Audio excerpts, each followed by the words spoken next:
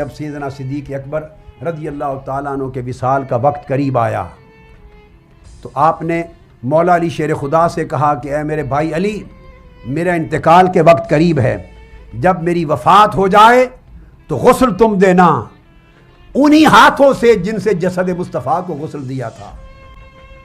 مولا علی شیر خدا نے غسل دیا ہے سیدنا صدیق اکبر کو، سن لو۔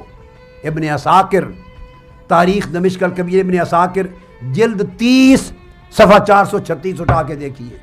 غسل دے کے صدیق اکبر رضی اللہ تعالیٰ عنہ کی وصیت تھی، آپ نے فرمایا کہ جب غسل دے کے مجھے تجہیز تکفین کر لو تو میرا جنازہ اٹھا کے در رسول پہ لے جانا ہے میرے بھائی علی مرتضیٰ، اور دروازے کے سامنے کھڑے ہو کے عرض کرنا آقا آپ کا یار غار ابو بکر آیا ہے، کیا حکم فرماتے ہیں؟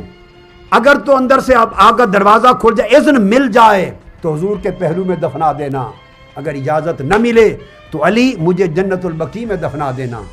مولا علی شیر خدا ابو بکر صدیق کا جنازہ لے کر در رسول پر پہنچے اور دروازے پر کھڑے ہو کے مولا علی شیر خدا نے آواز دی، یا رسول اللہ ابو بکر آیا ہے آپ کے دروازے پر، کیا حکم ہے؟ اب مولا علی شیر خدا فرماتے ہیں رأیت الباب قد تفتح وسمعت قائلا یقول ادخل الحبیب الی الحبیب۔ اچانک جب میں نے درخواست کی تو دروازہ حجرہ مصطفیٰ کا کھل گیا اور اندر سے آواز آئی علی لے آؤ ابو بکر کو، دوست کے انتظار میں ہے، اور یار کو یار سے ملا دو اور میرے پہلو میں دفن کر دو۔